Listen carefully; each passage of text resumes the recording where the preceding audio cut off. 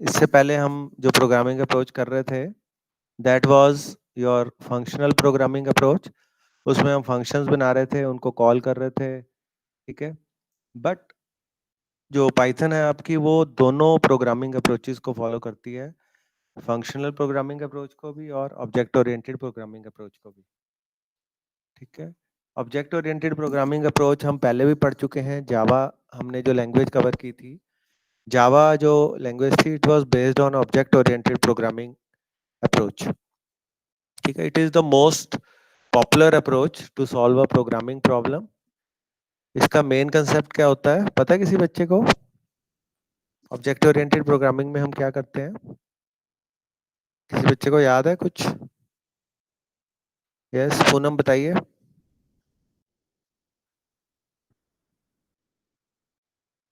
Yes,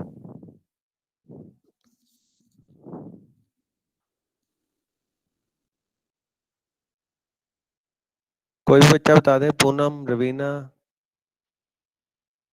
yes, याद है कुछ बेटा?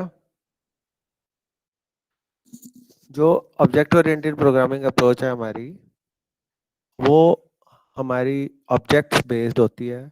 इसमें हम प्रॉब्लम्स को सॉल्व करते हैं बाय क्रिएटिंग ऑब्जेक्ट्स, ठीक है। ऑब्जेक्ट जो होता है हमारा, उसमें उसकी दो करेक्टरिस्टिक्स होती हैं ऑब्जेक्ट की। जो ऑब्जेक्ट ओरिएंटेड प्रोग्रामिंग हमने पढ़ी थी उसमें ऑब्जेक्ट की दो मेन करेक्टरिस्टिक्स होती हैं। एक तो उसके एट्रीब्यूट्स होते हैं, एक उसका बिहेवियर होता है, ठीक है। फॉर एग्जाम्पल पैरट ले लीजिए आप एग्जाम्पल। पैरट क्या है? एक रियल लाइफ ऑब्जेक्ट है। अब पैरट की क्या प्रॉपर्टीज हो सकती हैं? उसके एट्रीब्यूट्स क्या हो सकते हैं? उसका नाम, उसकी एज, उसका कलर, ये सारे उसके एट्रीब्यूट्स हो सकते हैं।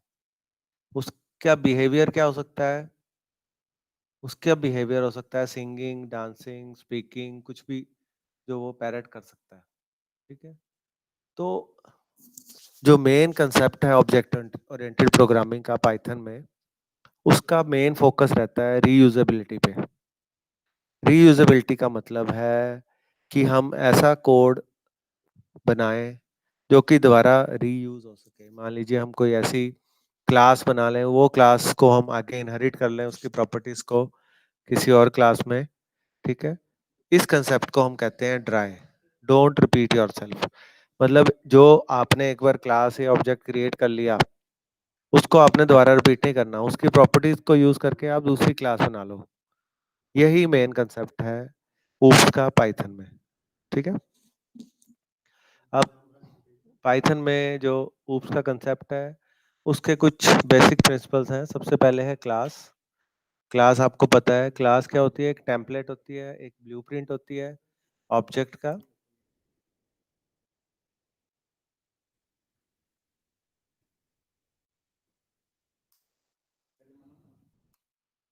ठीक है। क्लास क्या होता है बेटा? It is the blueprint of the object. तो आप कह सकते हैं, आप सोच सकते हैं कि क्लास जो है वो एक टेम्पलेट या एक स्केच है पैरेट का, जिसके ऊपर लेबल लगे हुए हैं अलग अलग। इसमें क्लास के अंदर सारी डिटेल्स होंगी पैरेट के बारे में, उसका नेम, कलर, साइज, और इन के हिसाब से हम उसकी बिहेवियर को स्टडी कर सकते हैं, ठीक है। तो अगर हम इसको प्रोग्रामिंग में करना चाहें, सिंपल, अगर हम एक क्लास कैसे डिफाइन करते हैं पाइथन में? By using the class keyword. Class keyword के बाद हम जो भी हमने क्लास बनानी है उसका नाम लिख देते हैं, उसके बाद कॉलन लिख देते हैं, और उसके अंदर उसका कोड होता है, ठीक है। अब क्लास से हम इंस्टेंसेस क्रिएट कर सकते हैं या ऑब्जेक्ट्स क्रिएट कर सकते हैं, ठीक है। तो अब हमने एक क्लास बना ली पैरेट की। अब इस पैरेट के हम जितने मर्जी ऑब्जेक्ट्स क्रिएट कर सकते हैं, ठीक है। तो ऑब्जेक्ट क्या होता है? ऑब्जेक्ट इज एन इंस्टांस या it is an instantiation of class. मतलब क्लास को इनिशियलाइज हम ऑब्जेक्ट के थ्रू कर सकते हैं, क्लास इटसेल्फ खुद नहीं कर सकती। जो क्लास के अंदर हमने वेरिएबल्स और फंक्शंस डिफाइन किए, मेथड डिफाइन किए हैं, उनको हम ऑब्जेक्ट की हेल्प से यूज कर सकते हैं, ठीक है। क्योंकि जब हम क्लास डिफाइन करते हैं उसमें सिर्फ ऑब्जेक्ट की डिस्क्रिप्शन होती है, ना उसको कोई मेमोरी मिलती, ना कोई इसको स्टोरेज मिलती। बट जब हम उसका ऑब्जेक्ट इनिशियलाइज करते हैं या इंस्टेंशिएट करते हैं, तब उसको मेमोरी एलोकेट होती है। फॉर एग्जांपल, यहाँ पे हमने पैरेट का एक ऑब्जेक्ट बना लिया ओबीजे, ठीक है। क्लास पैरेट का हमने एक ऑब्जेक्ट क्रिएट कर दिया, OBJ is equal to parrot, ठीक है। अब मान लीजिए हमें सारी पैरेट की डिटेल्स पता है, तो हम एक एग्जांपल देख लेते हैं पूरा प्रॉपर कि कैसे हम पैरेट की क्लास बनाएंगे और उसके ऑब्जेक्ट्स क्रिएट करेंगे। तो ये हमने क्लास बना ली पैरेट की, उसमें हमने एक वेरिएबल ले लिया species is equal to bird, एक एट्रीब्यूट हमारा हो गया, ये वेरिएबल हो गया। फिर हमने एक इंस्टांस एट्रीब्यूट ले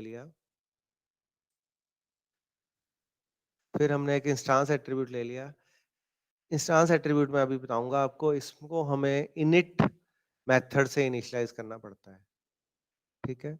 इनिट मेथड आपका वो मेथड होता है जब आप ऑब्जेक्ट क्रिएट करते हो तो सबसे पहले इनिशियलाइजेशन मेथड पे ही आपकी कॉल जाती है, ठीक है। ये बाय डिफॉल्ट मेथड होता है जो हमारा जब भी हम कोई ऑब्जेक्ट क्रिएट करते हैं तो ऑटोमेटिकली क्रिएट हो जाता है।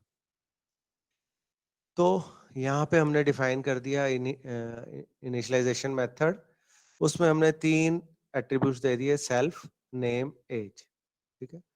सेल्फ डॉट नेम, नेम हो गया, सेल्फ डॉट एज, एज होगी। अब पैरेट क्लास को हम उसके ऑब्जेक्ट्स क्रिएट करना चाहते हैं।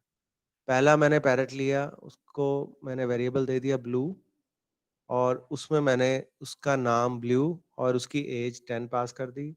दूसरा वेरिएबल मैंने डब्ल्यू वू ले लिया, वू, इसमें मैंने उसका नाम वू और उसकी एज 15 पास कर दी। अब मेरे 2 ऑब्जेक्ट्स क्रिएट हो गए हैं पैरेट क्लास के, ठीक है। अब मैं इसको प्रिंट करना चाहता हूँ, तो प्रिंट करने के लिए उसके एट्रीब्यूट को हम एक्सेस करना चाहते हैं क्लास के, तो हम लिखेंगे blue is a dot format blue dot class dot species. Dot class से आपको जो हमारी स्पीसीज पता लग जाएगी कि ब्लू कौन सी स्पीसीज का बर्ड है। ऐसे ही वू की आपको क्लास से पता लग जाएगा कि क्या स्पीसीज है उसकी। फिर हम उसका नाम प्रिंट कर देंगे, उसकी एज प्रिंट कर देंगे, वू का भी हम नाम प्रिंट कर देंगे, एज प्रिंट कर देंगे। तो स्पीसीज हमने वेरिएबल लिया था, उसको हमने बर्ड असाइन किया था, तो blue dot class dot species से हम उस वेरिएबल की वैल्यू को एक्सेस करेंगे। तो इसकी वैल्यू क्या आ जाएगी, ब्लू इज अ बर्ड, वो इज अ बर्ड, वो इज ऑल्सो अ बर्ड। यहाँ पे आ जाएगा ब्लू इज 10 ईयर्स ओल्ड, यहाँ पे आ जाएगा वो इज 15 ईयर्स ओल्ड। तो इस प्रोग्राम में हमने देखा कि हमने एक क्लास बनाई पैरेट नाम से, फिर हमने उसके एट्रीब्यूट्स डिफाइन किए। Attributes are nothing but they are the variables, data variables जो हम उसमें डिफाइन करते हैं। इन एट्रीब्यूट्स को हम इनिट मेथड के अंदर डिफाइन कर सकते हैं। ये इनिशियलाइजेशन मेथड होता है, इनिशियलाइजर मेथड होता है, that is first run as soon as the object is created. जैसे ही आपका यहाँ पे ब्लू का एक ऑब्जेक्ट, आपने पैरेट का एक ऑब्जेक्ट ब्लू क्रिएट किया, तो कौन सा मेथड इनिशियलाइज हो जाएगा, ये वाला मेथड, ठीक है। This is your initialisation, initialiser method या इनिशियलाइजेशन मेथड। फिर हमने पैरेट क्लास के ऑब्जेक्ट्स क्रिएट कर दिए 2, ब्लू और वू। इसके बाद हमने क्लास के एट्रीब्यूट्स को एक्सेस कर लिया using underscore class underscore dot उसके एट्रीब्यूट का नाम, उसका वेरिएबल क्या था, स्पीसीज, ठीक है।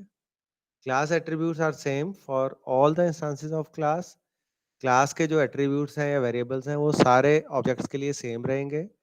Similarly we access the instance attributes using blue dot name and blue dot age, ठीक है। अब हम ऐसे ही क्लास के जो वेरिएबल्स हैं उसको ऑब्जेक्ट के नाम डॉट वेरिएबल नेम, ऑब्जेक्ट का नाम डॉट वेरिएबल नेम, इस तरह से भी एक्सेस कर सकते हैं, ठीक है।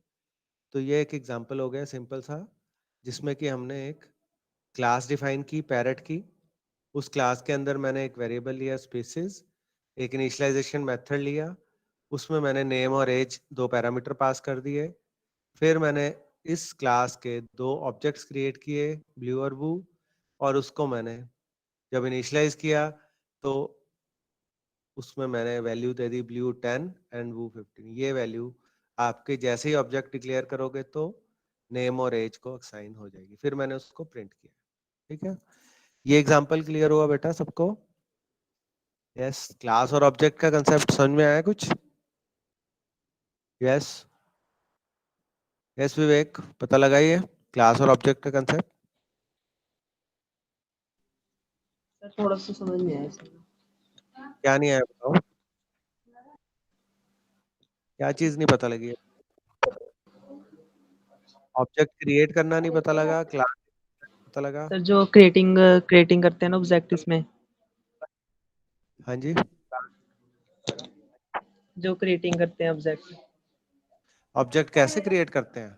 ऑब्जेक्ट क्रिएट करने के लिए मैंने सिंपल है बेटा, ऑब्जेक्ट तो आप ऑब्जेक्ट का नाम लिखा मैंने ब्लू। ब्लू क्या है? अब ऑब्जेक्ट को आप समझो पहले होता क्या है। Object is nothing but it is an instance of the class. Class का एक इंस्टांस होता है। ठीक है, अब पैरेट हमारी क्लास है। अब कितने भी पैरेट हो सकते हैं, उनके अलग अलग नाम हो सकते हैं, अलग अलग एज हो सकती है। तो मैंने एक ऑब्जेक्ट ब्लू ले लिया, blue is the name of the parrot, वही मैंने इसका ऑब्जेक्ट ले लिया और उसका नाम क्या है? ब्लू। उसकी एज कितनी है? 10। दूसरा ऑब्जेक्ट मैं जैसे कैसे क्रिएट करूंगा? वो is the name of the parrot and 15 is the age of the parrot. ठीक है, और इसमें आपने ध्यान रखना है, इसमें आप मेथड भी डिफाइन करते हो, इनिशियलाइजेशन मेथड एक डिफाइन करते हो। ये इनिशियलाइजेशन मेथड आपका कब कॉल होता है? जब आप क्या क्रिएट करते हो? जब आप ऑब्जेक्ट क्रिएट करते हो। जैसे ही आपने यहाँ पे ऑब्जेक्ट क्रिएट किया, क्लास का नाम दिया, तो उस क्लास के नाम के अंदर आपको नेम और एज दोनों आपने दे दिए। तो ये वैल्यू कहाँ पे चलेगी? इनिशियलाइजेशन मेथड में। नाम कितना हो गया इसका? इसका नाम क्या हो गया? ब्लू। और एज कितनी होगी? 10। ऐसे ही जब दूसरी बार क्रिएट किया तो नेम क्या हो गया? वू। और एज कितनी होगी? 15। ठीक है बेटा, पता लग गया ये? इसके बाद तो हमने सिंपल प्रिंट ही कराया वैल्यूज को। क्लास और ऑब्जेक्ट का कंसेप्ट पता लग गया? यस। यस किसी को सर। नहीं पता लगा you can ask. Next is your methods.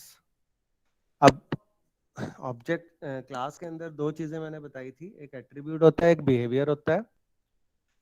Method क्या होते हैं? Methods are the functions defined inside the body of a class. They are used to define the behaviour of an object. Method class के अंदर define,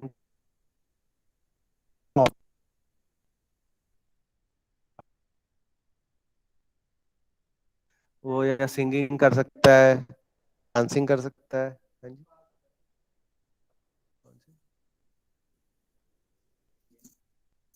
क्या करना है इसका? ऊपर ही पड़ी, ले लो यार। कौन मांग रहा है? फोटो खींच के भेज दो, बस स्लिप ही लेनी है इसमें से। ऊपर ही लगा के गए हो मैडम, मैकेनिकल में सबसे ऊपर हो गए।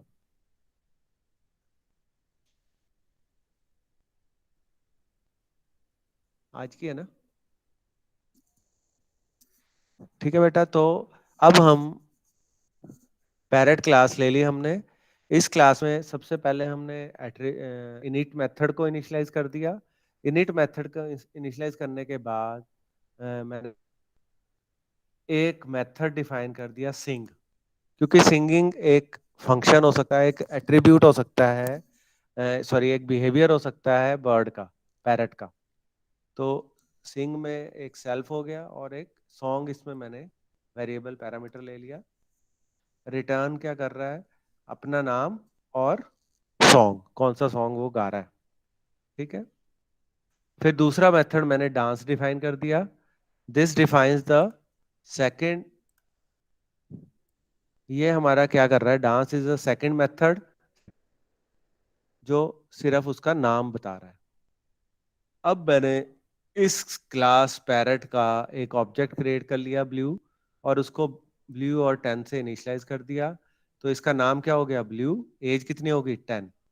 उसके बाद मैंने सिंग मेथड को कॉल किया बाय यूजिंग ब्लू, और उसमें सॉन्ग कौन सा गा रहा है, वो हैप्पी वाला सॉन्ग। कौन सा सॉन्ग गा रहा है, हैप्पी वाला। फिर मैंने ब्लू डॉट डांस को कॉल कर लिया, और उसमें सिंपल उसका नाम आ जाएगा, ठीक है, क्योंकि वो सिर्फ उसका नाम प्रिंट कर रहा है। तो जब हम इसके आउटपुट देखेंगे, पहले आ जाएगा ब्लू सिंग्स हैप्पी, फिर आ जाएगा ब्लू इज नाउ डांसिंग। तो आप देख सकते हो किस तरह से हम मेथड्स को एक्सेस कर सकते हैं बाय यूजिंग।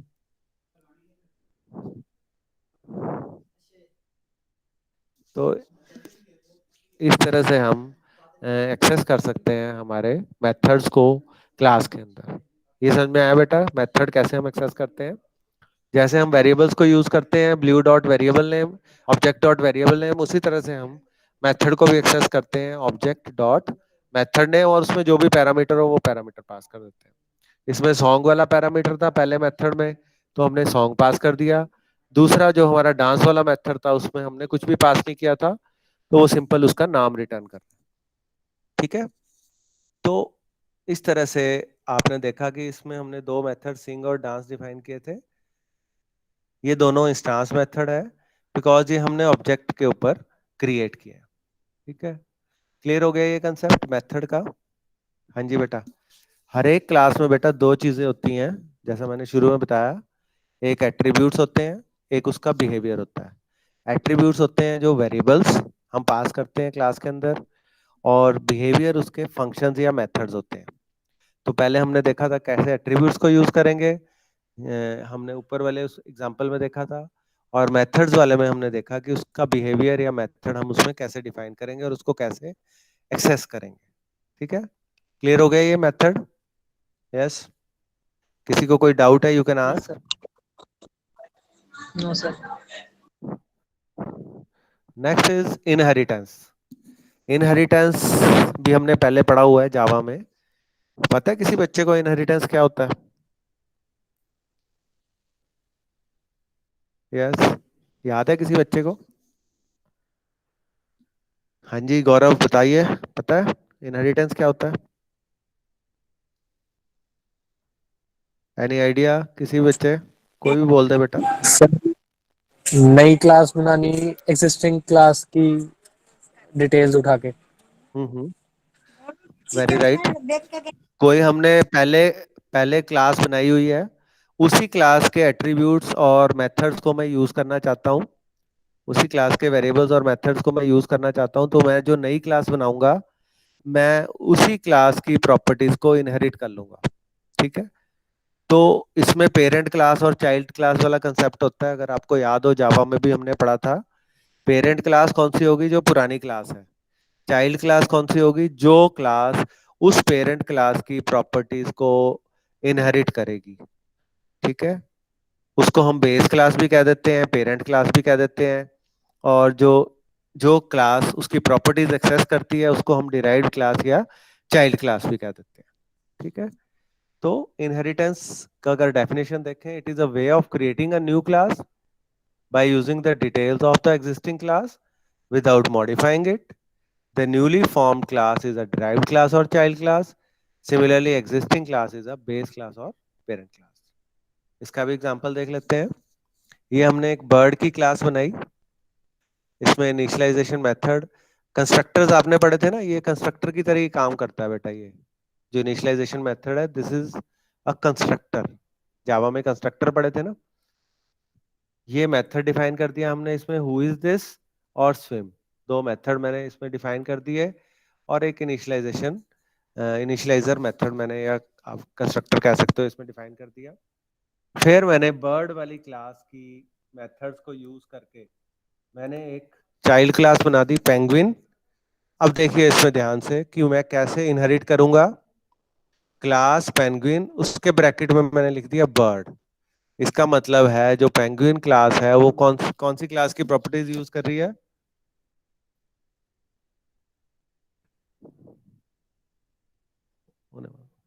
वो कौन सी क्लास की प्रॉपर्टीज यूज कर रही है? बर्ड क्लास की। तो बर्ड क्लास हमारी बेस क्लास है और पेंगुइन हमारी चाइल्ड क्लास है, ठीक है। अब इसमें हमने इसका जो इनिशियलाइजर मेथड या कंस्ट्रक्टर डिफाइन किया। अब मैं बेस क्लास के मेथड को यूजिंग सुपर कीवर्ड एक्सेस कर सकता हूँ। बेस क्लास का अगर मुझे कंस्ट्रक्टर को कॉल करना है तो मैं क्या लिखूंगा, सुपर डॉट इनिट उसका मेथड, ठीक है। फिर मैंने प्रिंट कर दिया पेंगुइन इज रेडी।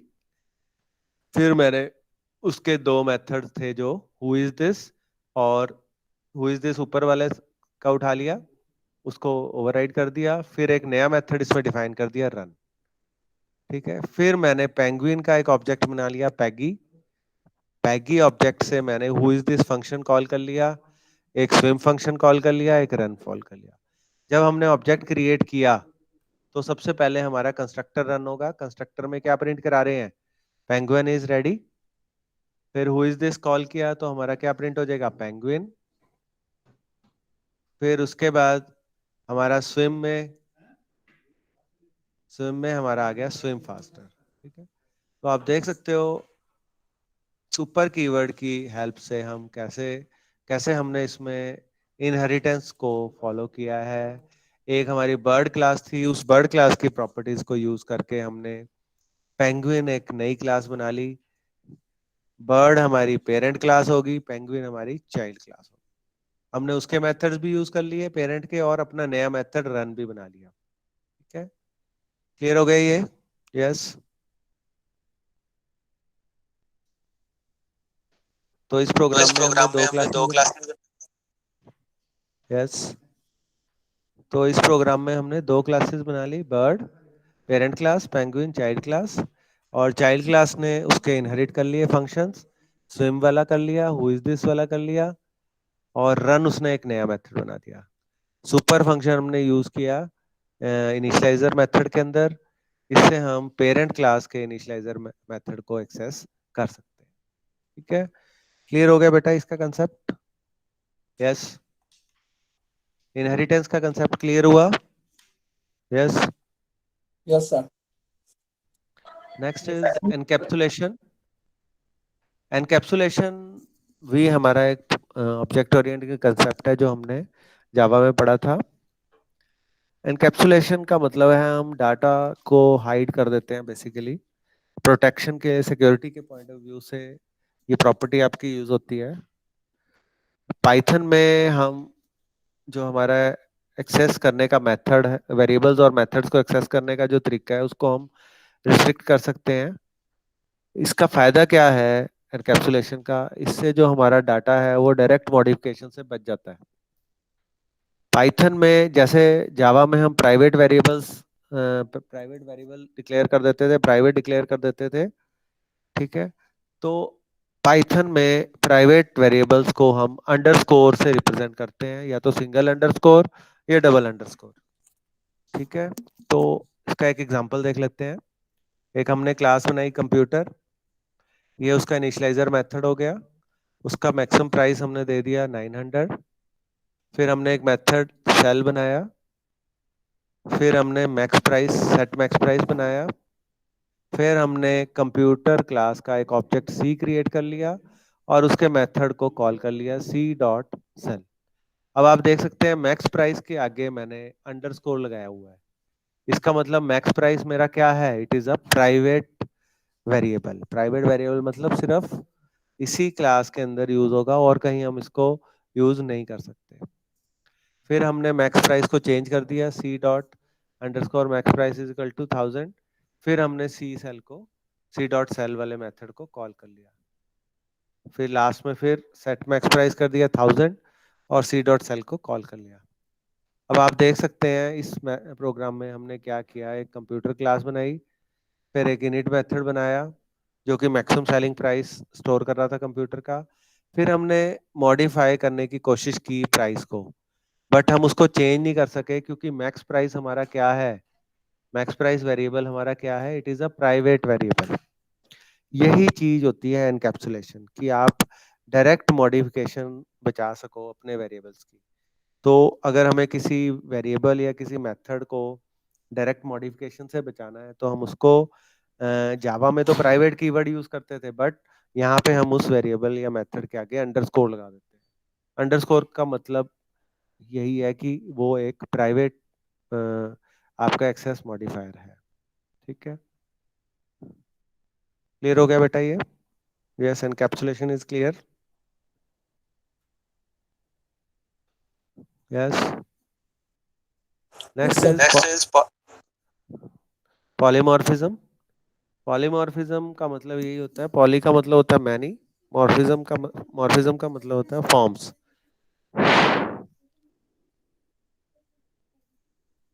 ठीक, इस पे पीछे लिख दो चाहे, हाँ इसके पीछे लिख भी दो, लिस्ट के पीछे। अच्छा, लिख दिया, ठीक है। पॉलीमॉर्फिज्म भी एक आपका बहुत इंपॉर्टेंट फीचर है ऑब्जेक्ट ओरिएंटेड प्रोग्रामिंग की। ऑब्जेक्ट ओरिएंटेड जो पॉलीमॉर्फिज्म का मतलब है कि हम